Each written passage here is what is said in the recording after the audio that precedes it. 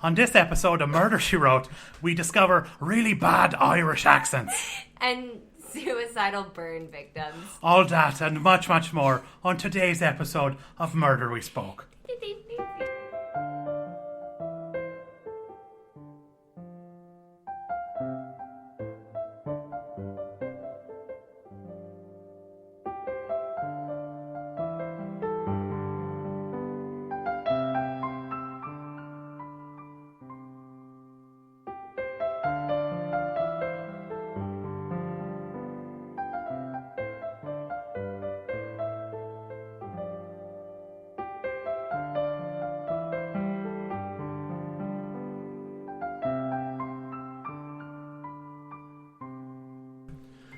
Hey guys, welcome back to another episode of Murder, We Spoke.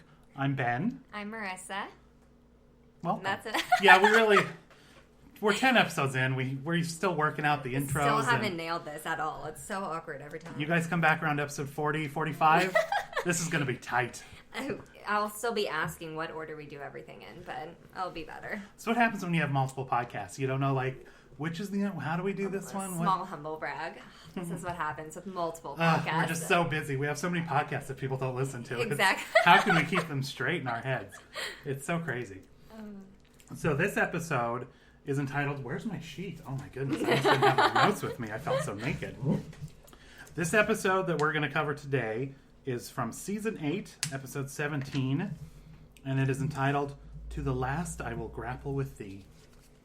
Tongue twister. It is a really overly long title, but it actually works super well. Yeah, I was super curious how they got the name because it's from Moby Dick, and then it all ties in. It really does, because Jess kind of explains it at the end. I almost wish they. Did you say Jess?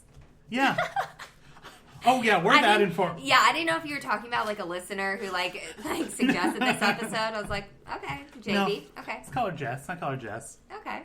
I mean, it's been 10 episodes. I can call her Jess now. Right, we're at this point. We're acquainted well enough now that I can call her Jess. Because she does do a couple quotes at the end. Because I even wrote down the whole quote here, just because that's where it came from. So I was like, oh, why not? Yeah. But it is really just that you have hate in your heart until your last dying breath. Your last action is an action of hate. And it was just it really was so perfect. And this was back in the day, you can Google this shit. These people had to have read Moby Dick and understood Moby Dick. That's the most impressive part. Yeah, but it's J.B. Fletch. She's an English teacher. Moby Dick is no big deal for her. Well, she's teaching that's the thing. It feels like she was teaching a criminology class. Right. Because she's teaching theory of crime scene investigating. And it was a weird, I guess her lesson at the beginning, it just seemed more like a twist in a book more so than this is something you teach students. Hey, if someone is stabbed with a knife, don't forget to look for what the actual murder was. Yeah, exactly. I don't know. Did she even explain what it was covering up? No. And I was looking for notes on the blackboard thing the entire time. No, just saw chapter 9. That's about it. I want to take a criminology course from Jessica Fletcher. I think that'd be great. Yeah, 100%. I'd be solving crimes left and right afterwards. Yeah, I mean, spoiler alert, the detective from this episode, front and center. That was beautiful. Also, you see because it's a college course, but it just, every year college students look younger and younger, and I know that's actually a thing, but these people look, I know they're actors, but if you look back at regular college students from the 90s, they look old. Yeah. And I felt like I looked older than college freshmen that are now, they are little tiny teeny boppers. Yeah, and I think it's just because the clothing and everything looks old. The That's true. Her buddy Sean Cohane. It's a fun thing to say. Get ready for some bad accents because I feel like they're just going to spontaneously. I can't even attempt them. No.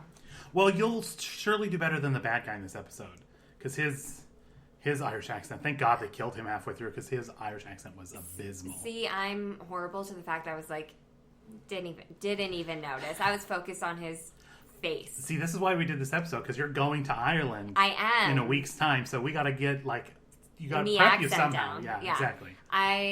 This was one of my favorite episodes. I loved it. I thought it was so great.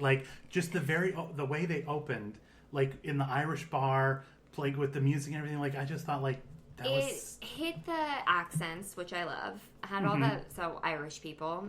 Was filmed at UCLA, alma mater. Mm-hmm. Gotta love that. And it was a good story. It wasn't like the Buds one where it was like super convoluted and crazy. It was just too much. Like, yeah, that one felt like they were scrambling a little bit, just like trying to like they were trying to fill 45 minutes and they didn't have much. This one did feel much more well thought out. I could tell who the characters were. Could kind of remember their names, but at least I knew who they were. By the end of the episode, like, yeah, on that Buds episode, I don't even know. We're like, is that the Monaco one, the Chandler? That's the thing, and we could barely even refer to him as that. But this time, like, I remember people's names, and I could tell you, like, there was enough characters. There was a Finn. There was a Finn, yeah, and there was an Ian O'Connor. Yeah. There was a redhead who looked sick. She looked like the girl from Brave. Character. That fucking hair was gorgeous. It was beautiful. That's why she looked. That's what I was gonna say with the college kids that looked, because you put that hairdo with the high waisted jeans. Like there was, I almost wanted to pause it, but I didn't want you to think I was a pervert. Because there was a scene they were in the the cop's office, because that's in the cop's office. That's what it's called. I thought you said the cop's box. In the cop's box. Yeah, talk about being a perv, man. The cop's box. Yeah. That's a good name for like a strip club or something. Yes. Like it's got to be an all male strip club. Yeah. All right, ladies, go to the bachelor party at the cop's box, and it's like a theme. I would love that. Someone write that down, because that's pretty good. But they're in the precinct, is what it's actually called. And there's a dude who turned around. It was this big buff dude, and he had on these super high-waisted tight pants and just like made his ass look gigantic. Yeah. But he was in like really great shape. And I want to pause and be like, look at that. Can you please next time? I really should. I don't know. We were watching Noah's Ark before, so I felt like I would have eased right. You know what? Into That's true. This is really nothing compared to that. So okay, never mind. Okay, never mind. So yeah, but I think that's why, because the fashion. That's true. It's early '90s fashion. Like, what are you gonna do? There was a lot of mullets, a lot of shoulder pads. So I thought it was the '80s, but like '92 still eases that's the thing. It's kind of got that, easing on into the '90s. Yeah. We're not gonna go full bore into the '90s. Still super big hair. Yeah. Like But this is one of the first episodes I was alive for, finally, because we're in the 90s. Oh, that's right. I think we've done, like, one other one. Just the other one, because we've stayed at, like, in the first, like, 6 seasons. We rarely venture into the later years. Right. Like the Jessica living in New York years. Yeah, Do you know why she moved to New York? To jazz up the ratings. Oh, because ratings around seasons 6 and 7 started to go down. Angela Lansbury became executive producer, and she shook things up. Jess became a teacher, moved to the big city. Yeah. Okay. And ratings went back up. It worked. And then until she left again, right? Oh, no. What did happen? They pushed the show up? They moved it to Thursday night. Who was the new show? I don't remember what show took her place, but they moved her Murder, She Wrote to Thursday specifically so it would be up against Friends. That it would get canceled. Okay. Because she pissed off Les Moonves and then the Buds episode came out, and the rest is history. To know the full history of the cancellation of Murder, She Wrote, all you have to do is watch Buds. Okay. That's all you have to do. So good. Let's see. This originally aired March 15th, 1992, so I thought it was cute that they did the Irish episode 2 days before St. Patrick's Day. Oh, that's cute. It's adorable. It's adorbs. Oh, and this episode was recommended to us by @KSlominator on Twitter. So thank you for the recommend. This was a great episode. And it was fantastic. No complaints about this episode. No, none whatsoever. Oh, yeah, again, like the whole vibe and everything, it was like a good mystery, like it was well done. Plot twist at the end. Totally didn't see that coming. Yeah. We both called our shots early on. Pun intended. Yeah. After he died, I called bartender. I called the nephew. The bad guy. I mean, should we explain the premise? Ian O'Connor. Yeah, why don't you I'll get the timer ready, because it's time to do the 20-second synopsis. Okay. Let me get my timer ready. I'll figure out how to work this. Okay, whenever you're ready, let me know, and I'll start the timer. Okay, 20 seconds, just for people who maybe don't know. Just so we get a little jumping off point, because we've, it's not like we haven't talked for 10 minutes already about the episode.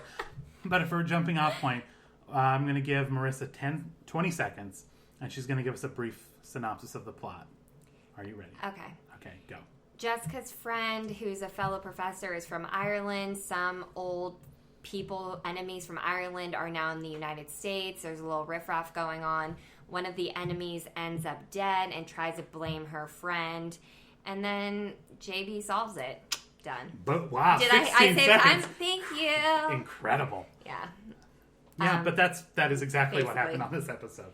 Yeah, so it was filmed at UCLA, which I love. So every classroom scene was in Haynes Hall, which is where the anthro department was. So I felt super close to Jessica Fletcher. I took a class on the Dead Sea Scrolls in that very hall. Oh, did you see the exhibit when they came? When my parents were here, you'll remember the drunk racists from the last episode.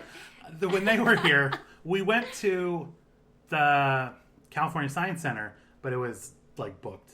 They extended the hours and everything, but tickets were booked solid. And I was even reading reviews online, and they're like, they let far too many people in there. It's too crowded. People weren't enjoying it because there was too many people. When I went to the real quick caveat, but I've been to all the exhibits there, and before when it was Mummies or even Titanic and stuff, I went earlier before it was closing, so maybe that was it. But it was, you had all this room, and then I went to the Pompeii exhibit, and it was one of the last days.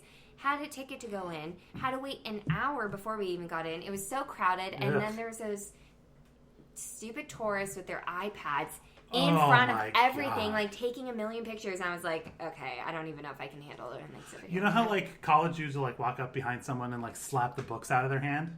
Totally want to do that because it's the same way. Because we saw the space shuttle. Oh, the Endeavor. The Endeavor, which was amazing. Didn't it look like it was made of little cardboard pieces? Mm-hmm. Yeah. I remember in school, we actually, in one of my science classes, they passed one of those panels around, and they're telling us about it and how it costs $25,000 per panel. No. To make it so that, because that's what blocks it from burning up on reentry. Right. So one of those little panels, it's a lot thinner than you'd think. It's the size of 2 graham crackers on top of one another. That it's only that thick. That's a perfect analogy. I don't know, graham crackers, 2 graham crackers, but it's that thick, and it's this black. It feels rubbery. It's rubber that won't bend, but it has a rubbery feel to it, and it 20. Why couldn't we invest in that? It's crazy, but yeah. Okay. Yeah, go see the Endeavor. Totally worth it. But yeah, when you first walk in the door to see it, there's all the tourists with the iPads, and it's Jesus get out of Christ. here. Yeah, bye. Okay, so there's that Dead Street. Oh, so you saw Dead Sea Scrolls, yeah. Okay. But yeah, so it was great seeing. I love that. That's one benefit of going to UCLA is that half the shows that are set at colleges, you will recognize everything. Yeah, even there's Legally Blonde, Old School, Greek. If you ever watch the show Greek, I need to because of how often you're talking about it. It's one. It is a good show. Right. 2, it is all UCLA. All UCLA. Have you seen Old School with Will Ferrell? Of course. You know when they draw, they'll have the blocks tied to their. That's on Ackerman. Oh, they just draw. Really? I didn't even know that. I'm and gonna go back same and with Legally Blonde when she's checking in. There's so many movies that are being filmed there. Go to UCLA, guys, because it's basically a tourist stop. Yeah, just don't bother us when we're there. Please do not bother us while we're there. Okay, let's see. The one thing I will say before we get into it, her friend, Jessica's friend that is being framed, George Hearn, starred opposite Angela Lansbury in 1982 in Sweeney Todd. They made a Sweeney Todd movie. I didn't know she was. She was the lead in Sweeney Todd with the Irish dude. I didn't even know there was. I had no idea either, but I've looked it up. I feel like we should watch reviews. it during. Obviously, we're doing we're gonna have to drop it in here because it's. I was gonna say during the hiatus, and that's forever now. So anytime. So yeah, the Murder She Wrote hiatus. It's been on hiatus for 27 years or so. We'll have to squeeze the movie. We'll squeeze it in, but I totally think we should have our first Murder She Wrote movie, and it should be Angie Lands. I would love starring that. in Sweeney Todd. And plus, it's a musical, so we can get Melissa in. Oh, yeah. She'll see, that's... We'll get her back in here. She'll probably know all the songs, sing along, do a little hand jive motions. Oh, she'll be all over it. So that was the only dude that... What's that? What? I was going to say, just in terms of, people that were recognizable. Shawshank Dude. It was him and Shawshank Dude. Yeah. Who was also, I looked him up while we were watching it, also in Aliens. Oh, I thought he was an alien. He's also an alien. He's one of the lizard people, just like Barack Obama and George W. Bush, that is controlling everybody. Hillary might be one too. I'm still looking into it. True. Bob, who's the guy that has that theory? Bob Ike or something? I can't remember. I don't know. There's a gaggle. Anyway. We're just feeding into it, giving him more. Yeah, if you... God, so stupid. So stupid. Anyway, so those are the two people, like, not a lot of...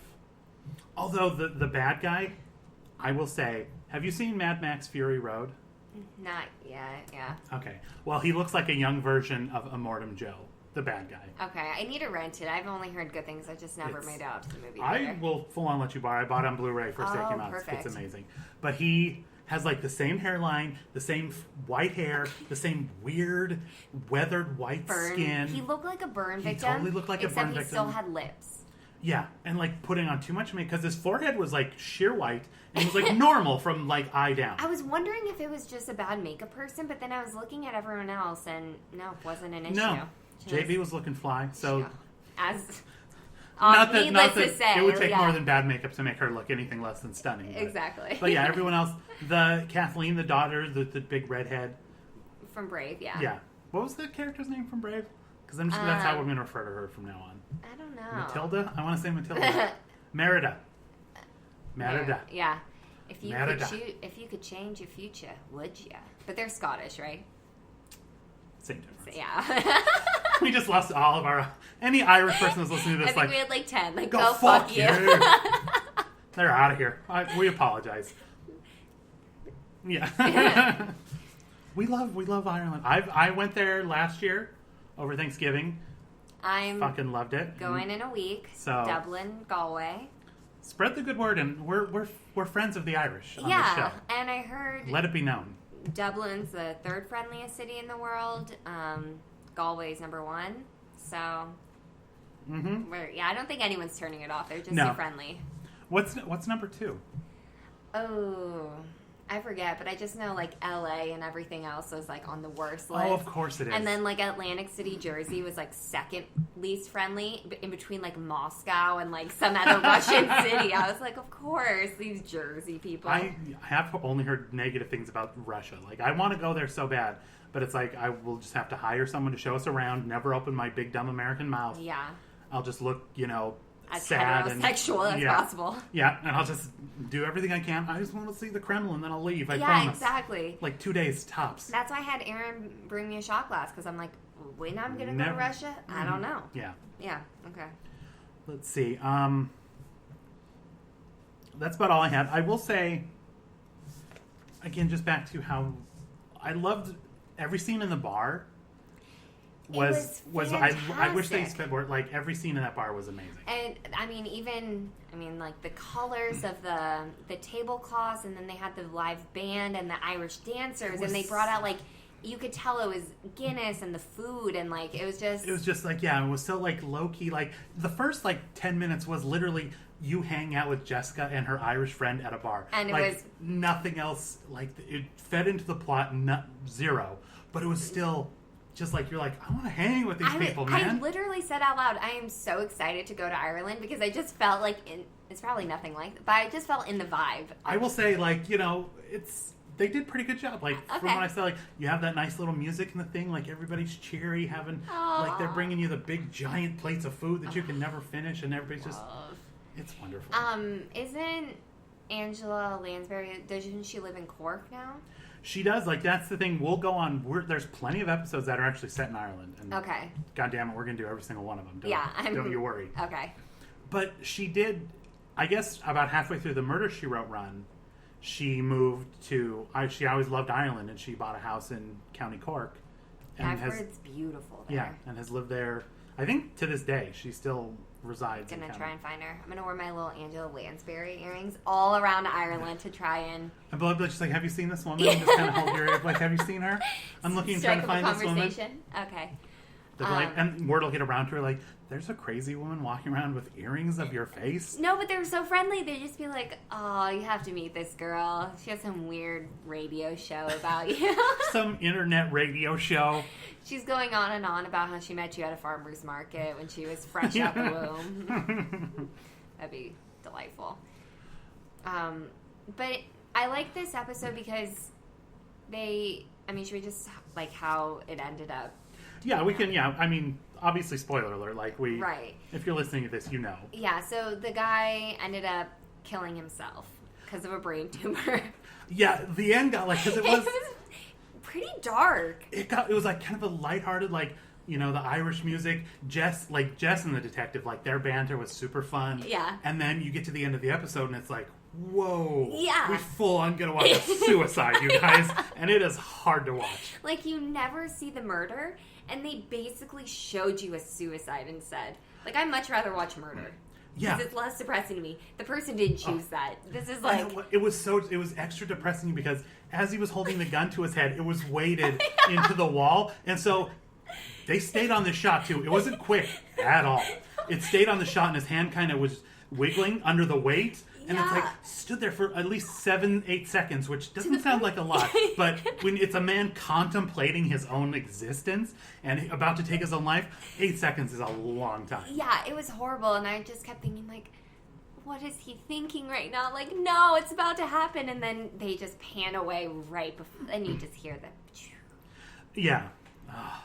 It was I don't know why, like, God, seeing a murder grim. would make me, like, I watch Criminal Minds all the time, and I'm like, meh, nothing. That's nothing. It's I was like, oh, I've too watched much. Hannibal a million times, and, like, that shit gets graphic. Right. But this bloodless scene, like, it stirred me to my core. I don't know what it was, but it was... It really did. And then they panned back to Jessica, like, being all cheery, and I was like, almost too soon, JD. Like, yeah. I know this was evil. She was a little gloaty about it. She's like, yeah.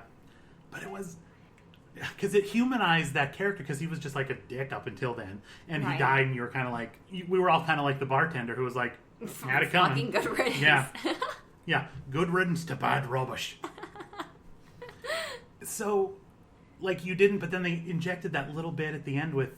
Like, he had a brain tumor, and he was just consumed with hate, and, like, how... And now he, like, had to move out here and give up everything to just try and, that's like... the thing. He basically was racing his brain tumor to the United States. Like, it was just crazy. Like, it was so sad. And he just never got over it. Like, he lost the woman he loved and never... And, like, lost, his, like, revenue. Like, I know he was illegal and stuff, but it was... That's it. Yeah, feel and he was sympathetic for it. Yeah, and he was living in they were in a real shithole. Yeah, the place him really and his nephew were staying. Yeah. And then they introduced the character, was Finn O'Day or whatever his name was, the loan shark. Uh-huh. Which was, like, red herring number galore, one. Yeah. Like, that... The last time we saw him, because we see him pushing around the nephew. And whipping out the gun. Or was it the uncle? Which one owed the money? The nephew. Okay. Yeah. So him and his goons are pushing him around. And he'd already given them, like, $10,000, That's the thing, yeah, because the uncle found the thing. He's like, you stop giving him money. Yeah. This is not why you're here. You stop giving him money right now. And I'm confused because I think that whole loan thing started in Ireland. So, like, are these loan sharks, like, international? That's the thing. Like, did he, like, send the business to the loan shark that he had stationed in New York? Like, yeah, we're going to send this one to our New York office, and Finn O'Day will take care of this one. Exactly. I was like, okay, there's just an Irish population here. It's New York City. They have a very rich Irish heritage there. So, we see that. And then the next time we see him, he's sneaking in the bar. Yeah, overhearing them say that they arrested so-and-so, but it should be dropped. Yeah, that he's dead. Who cares? Yeah, that whole thing. And then that's when we even paused it. Like, after that, when Jessica's leaving the bar, she looks over, and you get that, like, that kind of... music, that musical sting, like... And we're like, oh, this means something. Yeah, and she stares at it for a second, then kind of shakes her head and looks away. Yeah, and we literally, like, go back, pause. Okay, there's a code on the right. The door, here's what's going on. The door says exit to alley. Watch out for traffic. And, like, we payphone. And we analyzed the scene, like, did someone make a call? What's she looking at? We thought it was going to be a clue that was going to feed into this. Was it just that she saw that's where the guy came from? Yeah, I think so. Because then she runs into Finn. And then he's waiting for her when she goes back to her, I assume it's her apartment. Yeah, super creepy. Yeah. Don't you have a doorman? Jess, you can afford a building with a doorman. Hello. Yeah, so Irish loan sharks aren't waiting for you in the stairwell. Yeah, in the shadows, and he, like, creeped up, like, he's not here, whatever. He was good, and that guy's not Irish either. Great Irish accent. Oh, that was great. He was good. Like, he's an actor you recognize. Like, he's been enough, so he was good. His accent was pretty spot on. Yeah. So then they have like a little back and forth, and he's just like, "Hey, better stay out of this if you know it's good for you." Like, you didn't murder this guy. Like, you're straight up threatening someone you don't need to threaten. Exactly. And if anything, now the nephew has the money, and he doesn't have to worry about his uncle preventing him from giving it to him. That thing, you would think, like, yeah, Jess, yeah, do whatever you got to do. I don't give a shit. I didn't kill this guy. Fine. Exactly. And they also had a red herring with the redhead Kathleen, because she kept saying, or she dated the nephew. Yeah. There was a great scene, great little line when he walks into the bar, and she's sitting at the bar, and he walks up and is like, "You look like you could use a man's company." And then she says, "Let me know when you find one." Or see one. I was like, great. Shit. But then we found out they dated, and I was like, oh. Yeah. So I almost felt, at the end of the episode, when the guy's like, "Oh, you have a special person in your class," I thought it was going to be the nephew, because I thought... Or they were Kathleen, I don't know. I thought it was going to be the nephew, because when they were talking about, they were dating back in the old country, which, does anybody that ever call something the old country? Yeah, I don't think... Not that I'm aware of, but... Anyway, that's like a little tropey. Yeah. A little tropey. But they started dating, and she didn't know that he was the nephew of the mortal enemy. Right. And that's when she broke up, because she thought she was being used. I thought we were going to find out, oh no, he actually liked her, he wasn't being used, and it was going to kind of, these Capulets and Montagues were going to find a way, that was going to be their little Romeo and Juliet. I'm mixing metaphors. Right. I understand. But that was going to be like the link between the two. The hatred has gone on long enough. I thought, that'd be a nice little button, make peace. No. But no, not peace. at all. No. Yeah, he probably was a using total her. Dick. Yeah, he probably was. He has a mullet, and he always looks like he's on E or Coke or something, because his eyes were just like fucking... Very emotive acting eyes, and that mullet. If you guys haven't watched this episode, I don't know why you're listening to this, but if you haven't, it's worth watching for the mullet alone. Yeah, and obviously the Irish people dancing. The little dancing. Else. Like, basically, just makes you want to go to an Irish bar. I'm like, where around here is a good Irish bar? I know, there's some on Wilshire, but I always see, like, drunk tan That's the thing. coming out of it. Yeah, on my way home, I walk past and I'm like, I don't really think so. It doesn't seem... I went to a comedy show in the back room of one of them once, and it I can't remember the name of it, but that one didn't seem that bad. It's right down here on Fairfax. Okay. Molly Malone's, maybe.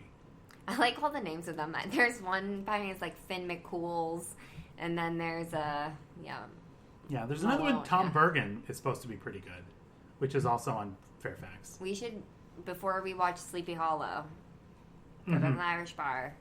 I don't know why. And then go here. Just an excuse No good to reason. eat. Yeah. No good reason. Any excuse to eat. So where were we before I about derailed? Romeo and Juliet, how they didn't have that connection, the red herrings. Yeah, so there's a lot of red herrings. Yeah, she was a red herring because, like, she had obviously that same grudge against the family. And I kind of thought when you...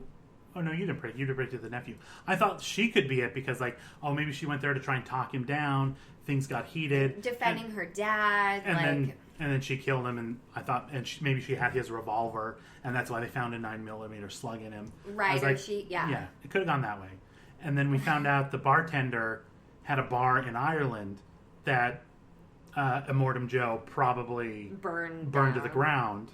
And they had... I feel like there was another red herring. Oh, the guy who was arrested. He kept saying, like, "Oh, I'm gonna kill you." Yeah. It was actually set up like... What was the line? It's like, "On the blood of my... On the blood of my father." Yes. That was... You're like, I'm gonna use that one again. If you threaten people in the future, you have to tell them, "On the blood of my father, I will kill you." And if they die, you may get arrested, but totally worth it. But it's a great line. Yeah. It's a great line. Because, if someone... If, like, you got in someone's face and said, "By the blood of my father," I'd be like, this is some kind of this fucked fucker up means crazy. it. Yeah. He means it. I'm out. I'm done. Exactly. I will leave you alone, sir. My most sincere apologies. Yeah. So lots of red herrings, but like good ones. Like, you totally... I always think that I'm smarter than Murder, She Wrote. Yeah, we got it. I'm the same way. It happens every time. I mean, okay, we've only watched 10 episodes, but I feel like I always know. It's so like... Yeah, because the first time, I think one of the first episodes we watched, I called it, and I was right.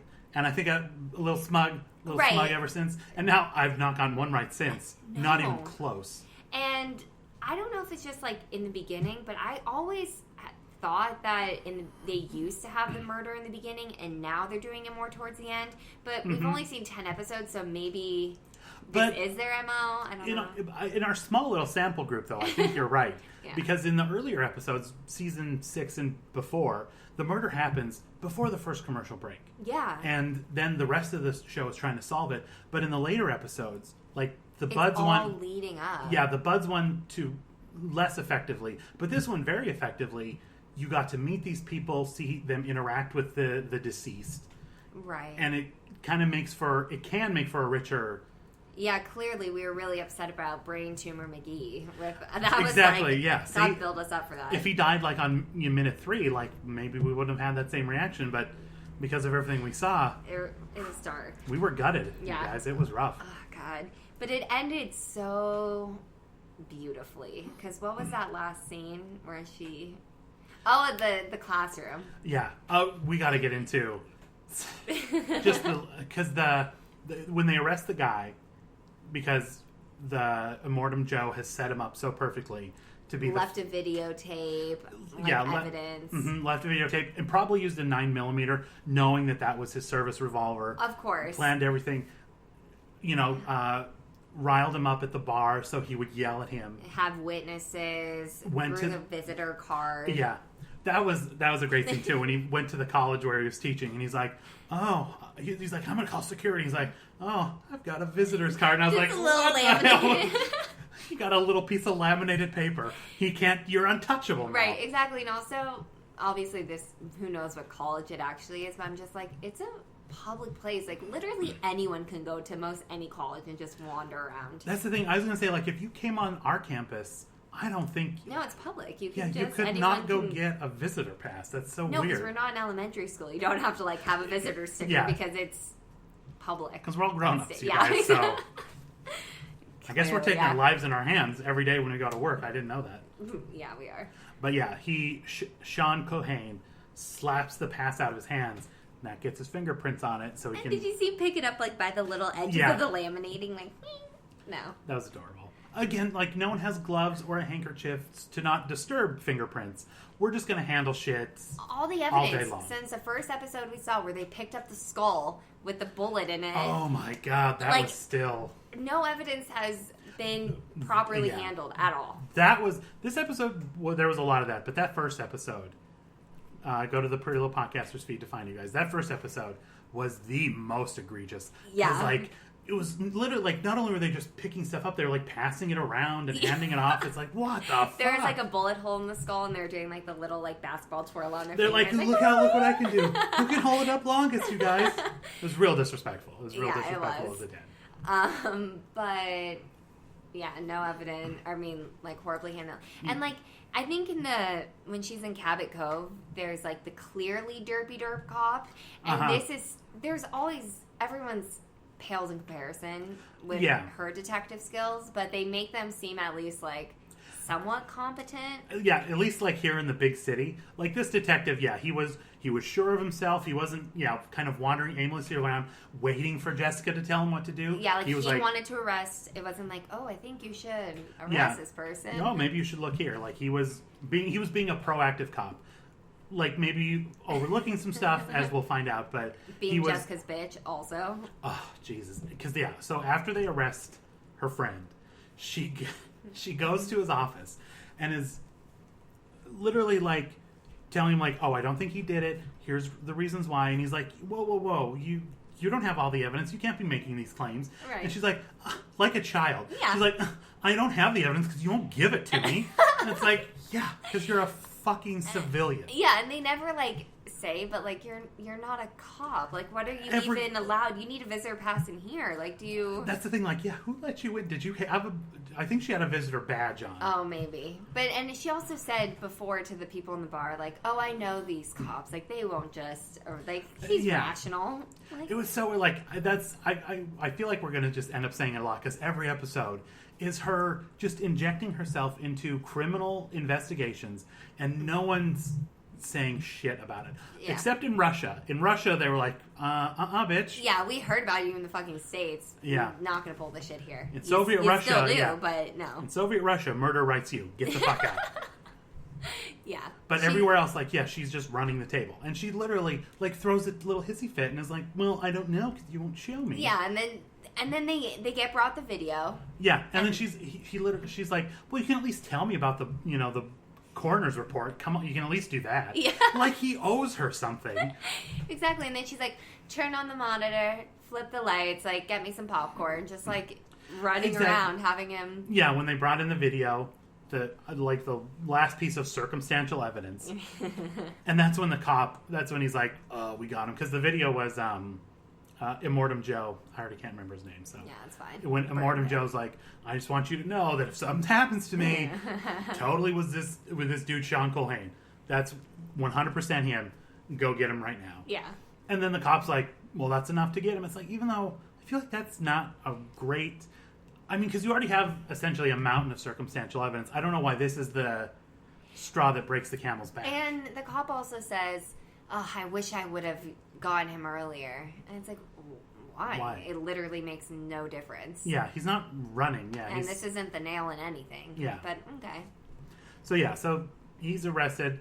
And then Jessica goes back to his office, and that's when she's like, I can't remember. She's like looking through the picture seals. Oh, he finally gives in. He's like, fine, here. Oh, it's after he gets arrested, and he's like, I have to give these to his defense attorney anyway, so you might as well look at him first. Before his fucking attorney gets a look at him, of course Jessica Fletcher should look first. Yeah. Okay. I mean, if like I would She'd totally be my attorney. I'd be like, yeah, if my attorney's like, let me get those photos. Like, Jessica Fletcher has them. You know, where you sit this one out, friend. Yeah, I won't even need to pay you. This will be cleared up by no billable hours. You can go home. I'm cool. I'm cool. So she finds a smudge on the drywall they're doing. Yeah, behind when she's looking at the pictures of the murder scene, she sees a black smudge.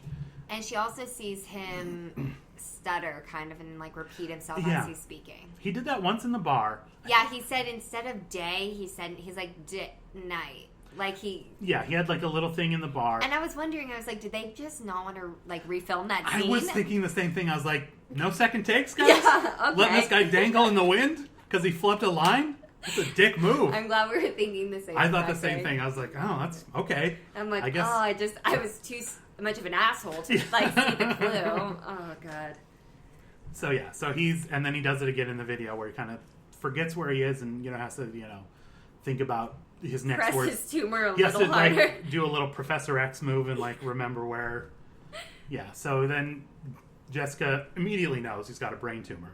It's like that's one of the symptoms. Yeah, and she has the bartender call back into Dublin to check on his medical history. Speaking of someone being Jessica's bitch, she's like, why don't you call everyone you know in Ireland long distance?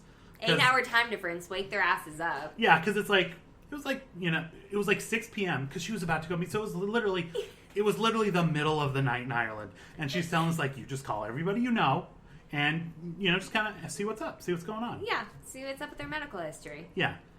Oh, and I'm more than happy to do it. Yeah. I'm more than happy to do it. Oh, okay. So he does that, and when she goes back and talks to him, turns out, people were inquiring about his health. Yeah. And so that's when everything comes together. And even then, she's like, did you hear anything? And he said, nothing really, same old, same old. But did they mention anything about his medical history? Why, in fact, every single person asked about his health. And it's because, even when she goes in, she's like, what happened? She's like, they told me, everything we already knew. And she's like, no, think back. I need detail. Any little thing could help. It's like, they said he left pretty quickly. And she's like, is that all? And he's like, no, that's about it. She's like, did they mention anything? Now that you mention it, every single person did mention it. It's like, where the fuck fuck were you, buddy? Right. She gave you might you as well be a explicit- cop with this incompetence she right gave now. you explicit instructions to tell her every detail. Oh, and you dropped the ball. Yeah. Typical. Johnny Pat, bartender. What was his name? Johnny Pat bartender. Johnny Pat. What was the name of the bar? Fenian's Chase? What was that? Yeah, it was something I couldn't really Fenian. see. And it was spelled weird, too, yeah. I'll name my first Spelled born not American, yeah. Yeah, it was a foreigner name, for sure. I'll name my kid Fenian. It's a horrible name to saddle a kid with. Yeah, they'll be picked on endlessly, and they'll have a great college essay, so... Done. Yeah, signed, sealed, delivered. So that's... And then she calls, when she's leaving the cop's office, she's like, I know you just, like, handed me this file. I made you put it, like, I know you're being my secretary, but I'm going to go ahead and need you to meet me at 6 p.m. at the crime scene. Okay, thanks, bye. And then he says, and she's like, I won't be there. Yes, you will. Okay. And then as she's on her way out the door, drops the greatest wink. Right. It was like, with her little jowls. It's so cute. It was like she was trying to open her eyes, but couldn't. Like, the stage lighting was a little too much. Yeah, normally her eyes, like, crinkle when you do the thing, but she, like, opened her eye before she winked. It was a gorgeous Jessica Fletcher wink. Right. And so, naturally, at 6 p.m., first she's just wandering around the crime scene, as you do. There's no tape. Yeah. It was, like, wide open, no locked doors. No. Okay. And no reason to think evidence could have been planted or tampered with in that time. None at all. That's what she did. She's like, you know what? This is probably what happened. She went and got a gun and put a thing the rope, like... She planted all that shit before he got there. She always wants to get her friends off the hook, so, I mean, it's fine. That's the 50-50 chance you take with being a friend of Jessica Fletcher. Either you're going to die, or she's going to save you from going to jail. It's one of the two. Honestly, I'm going to die anyways. I'll take that chance. That's okay. That's a fair point. That's a good outlook. And then, so the cop shows up, and then the nephew shows up. Yeah. The nephew's like, yeah. So she... Is it like a warehouse, or is that their home? I feel like it was like a really, just like a teardown, basically. Okay, I don't know why. Even when the cop showed up at the murder, they're like, is this the place? Like, yeah, they were putting up drywall, like, in a shit box. Like, you don't... That's not going to fix everything, you understand. Like, this is still a shithole. Yeah. Okay. So... She talks, kind of talks him through it, gets the like, she sees the little strands of rope, and she's like, just as I thought. She, like, had all this mapped out in her head already. She knew exactly what that was. Oh, because she came in there with the knowledge that, she talked to the doctor in Ireland. And there was the rope strands and the mark. Yeah. And then she gets the ladder, and she has a flashlight, and she looks down, and the cop asks what she sees, and she goes, nothing. And then... He's like, okay, I'm leaving. Yeah. And she's like, not so fast. Like, take the hammer. He's like, I think you'll find the murder weapon in the wall. Yeah. She does like a little bow.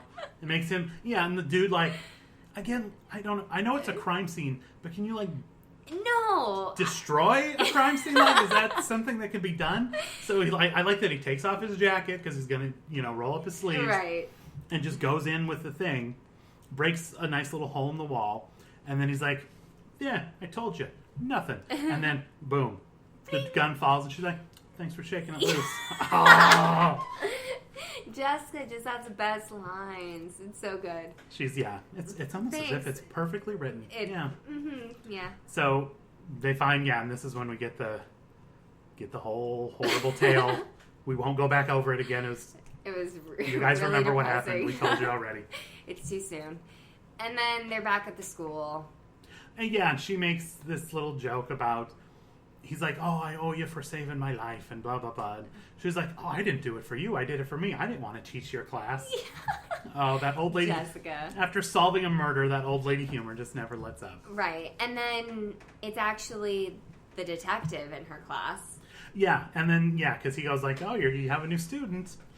Wink, wink. Yeah. And he's like, what did he say? Like, my boss said I can have some extra credits. Yeah, said I could do with the extra credits. Like, your boss said you are a shitty detective. You need to go back to school. Why don't you go take a class from that old woman who did your job? Exactly. Well, at least the boss knows what's up. And freeze frame, Jessica's laughing. That classic smile. God, God, she's beautiful. This was a great episode. This It was really so was. much fun. I'm trying to think which. I mean, this one, what was one where that one guy was sleeping with all of them?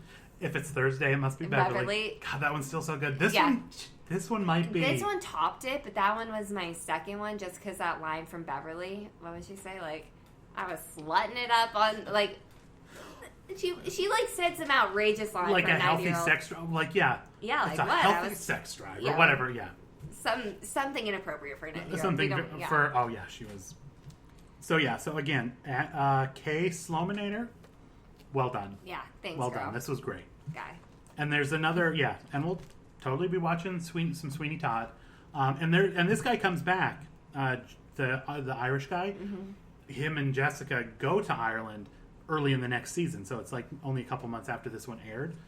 They're back there, so we'll do it after the Ireland trip, so we can have some like perfect better. So then you can point out like, oh, we went there, whatever. Exactly. No big deal. No, yeah. Okay, so we're gonna close as we do with our little top 10 game. Let's see. Steven, do you want to play the game? Sure. Yeah. All right, come on over. We'll get special guest star Steven come in here. Right here, you can have this chair. Okay, so this TV season is the 1991 to 1992 television season. Our very own Murder, She Wrote, where's my list, was number 8. Out of 10? 8 out of 10. Okay. This was season 8 of the show, so That's true. she was working her way back up, mind you. Okay. I think she had fallen briefly out of the top 10, but Angie Moved Lance, to New York. she brought it back up. She brought it back up. So I don't have a pen, so I'll have to remember which ones you've already gotten. That's a straw. Never mind. Okay. I'll remember. I don't need a straw. Okay, what are the top 10 again? 91 to 92. 60 Minutes. Shut fuck you. That's the one I get always.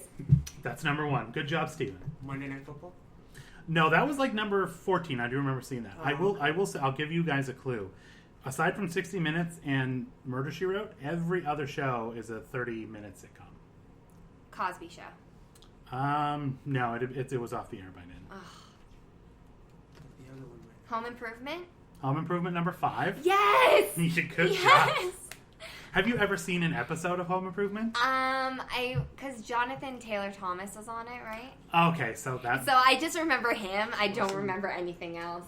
Wilson is the best part of that show. The guy from The Neighbor. And I was listening. I can't remember. I was like watching some TV show, and they said, like before they do the live filming and they come out, they said when he came out, like they were introducing the cast, he would carry like a little fence in front of his face. That's amazing. You were watching what I was watching. It was you were watching Watch What Happened Live? Yes. It yes, was, exactly. what's her name? When were you watching Watch What Happens? With you. It was the one before Jim Gaffigan. And she kept going on, and she grew up in LA and went to like all the tapings. Alison Brie. Yes, that's exactly just tell that story. Getting married to Dick. Okay, I just tuned out. Okay, so Mad About You? No, that's a good guess though. I think Mad About You was a little later because that was around the same time as The only time I Seinfeld. get Helen Honey Love. Full House. Full House number 7. Yes, I'm going to. This is the best I've ever done. Full House. Have you ever seen Full? Again, I think I say it every time Full House is mentioned, but that show is garbage. You don't like that show? I think it's. I loved it when I was growing up. I've probably seen every episode 10 times. Well, Went back to watch it as no, a you grown up. can't do that. That's where I went wrong because it is on Dave Coulier. I'm sure I've heard nothing but how nice a guy he is, but he makes that show like he's trying so hard, and I just can't. Did you see when they were all on Watch What Happens Live, and Andy's like, "Are you supposed to watch it, Sobes?" Yeah, like, I'm just fucking high the whole time. I'm exactly. watching. Yeah, that's how you have to do it. You have to Okay. put yourself back in that mindset. Boy, because it is. I mean, it's aimed at children, so like what? Like, of course, I'm not gonna like. I'm too smart for this show. But you should be like anyway. I'm sorry. It's a horrible. It's a garbage. I haven't rewatched it, so I'm still in my and childhood days where it was, And I'm probably gonna watch the little rebooty. Yeah, exactly. Yeah. I'll probably watch that nonsense. So who am I to talk? Okay, so we've got a couple left, but you're doing good. Okay, You're good. Think of those early '90s. And What about Alf? No, I think Alpha was more late '80s, but that is a good guess. Fresh Prince. No, but good guess. Was that? Yeah, I guess that would have been early '90s. That is a good guess, though. This, I'll say, number 10 is one that they almost rebooted, and NBC just decided to not reboot it anymore. Hannibal. Too soon. Hashtag never forget. Yeah. Hashtag say Hashtag Hannibal. fuck you, NBC. Mm-hmm. I will never watch NBC ever again. No reason to. 30 minutes sitcom. What numbers? Family Matters? No. All in the Family? No. That was 80s. 70s. Damn. I think that was 75 to Michael 85. J. Fox and Oh, that one. That one was on, I think, the last list we did, but it's not on this one. Family Ties? Is that what it's called? Yeah. Where he's the little Republican? Yeah, exactly. Little Reaganite? Oh. Let's see. The first, number 2 sitcom is a family from, were they from Illinois or Ohio? Beverly Hillbillies. No. What? They're from Texas. Oh. Because they strike oil and that's how they get rich. So, I'm trying to think. I don't want to give it away, but I kind of have to. Right. How many do we have left? 1, 2, 3, 4, 5, 6. Okay. Damn. Yeah. Okay, we need clues. Because wait, what's it? The love of my life. Marissa? No. What is her name? She plays Murphy Brown. Is that on there? Murphy Brown is number 3. Very, very well done. I freaking love Murphy Brown. That show is nothing but shoulder pads and sass. It's beautiful.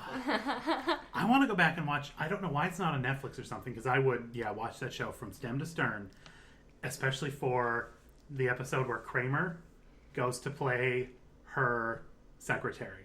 Because remember, there's a running gag on the show where she fired a secretary every episode?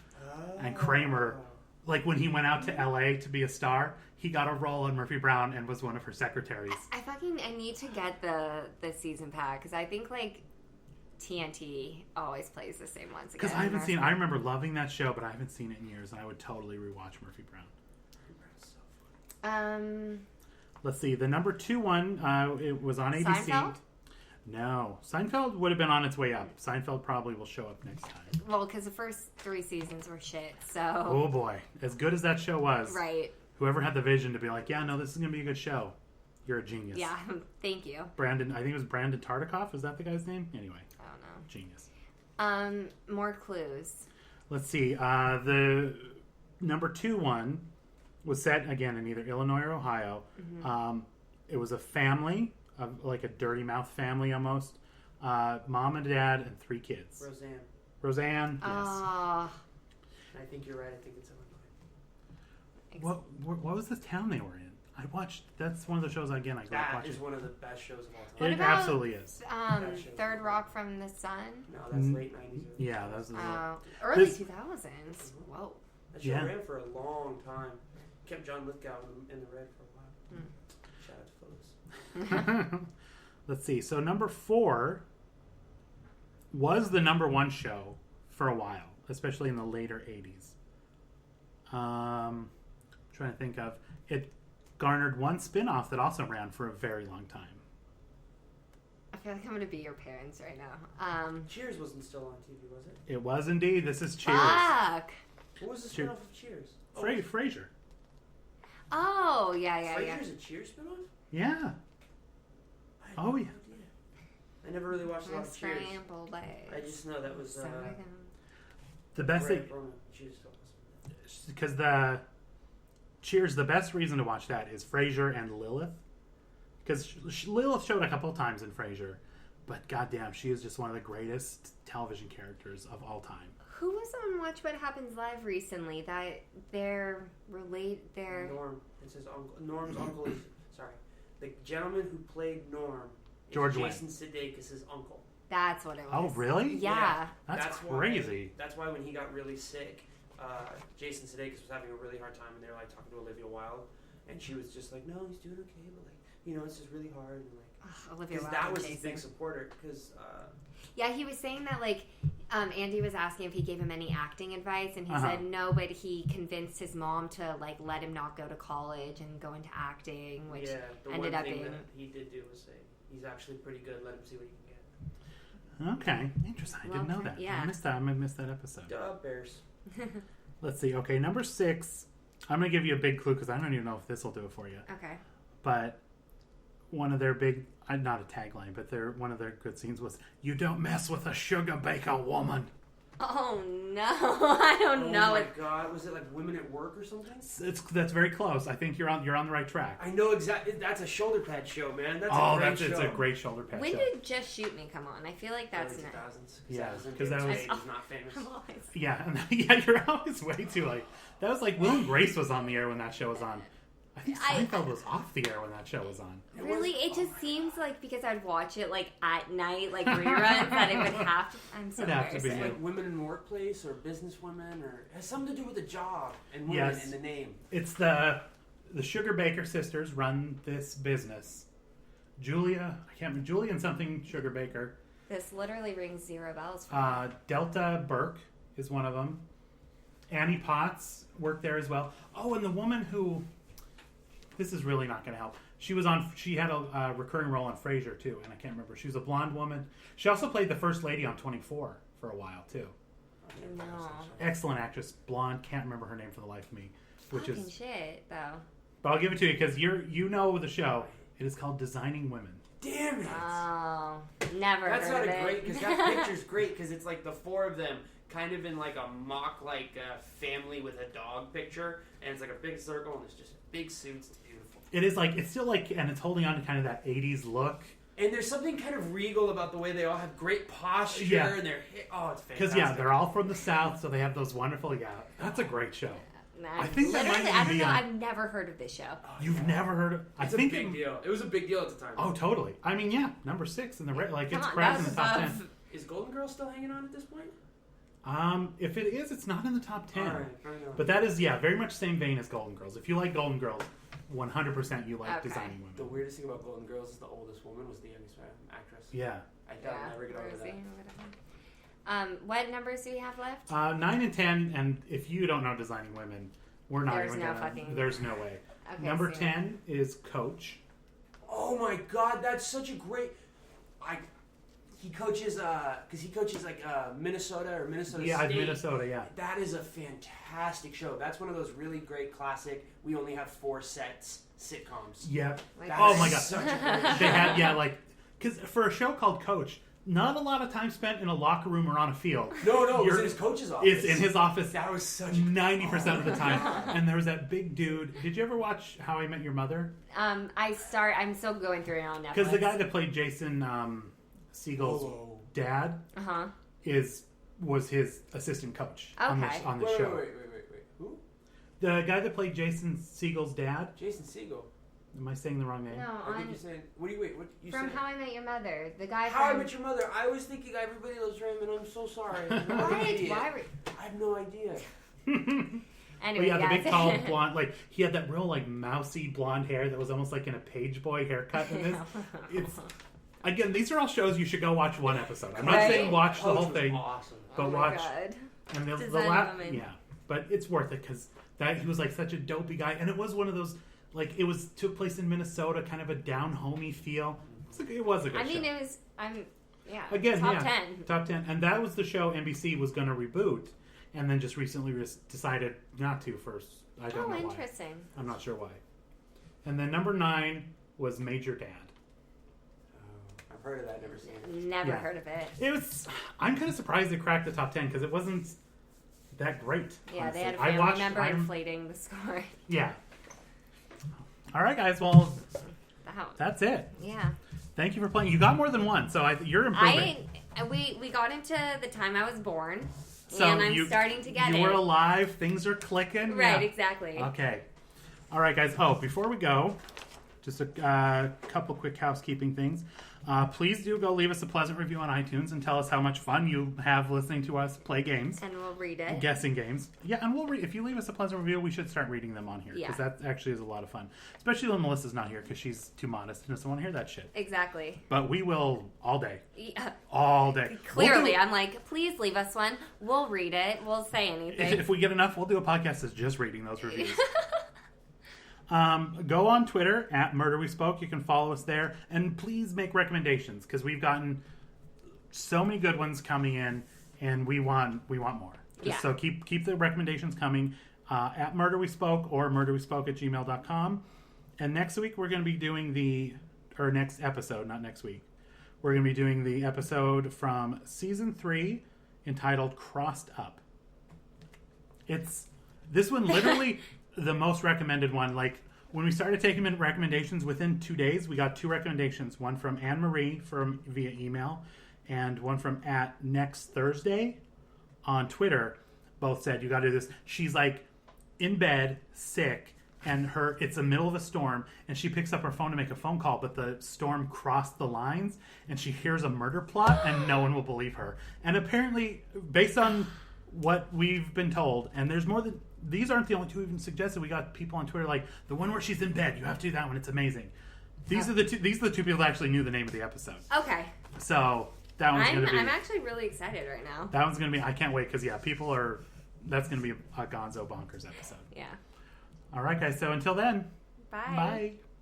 Bye.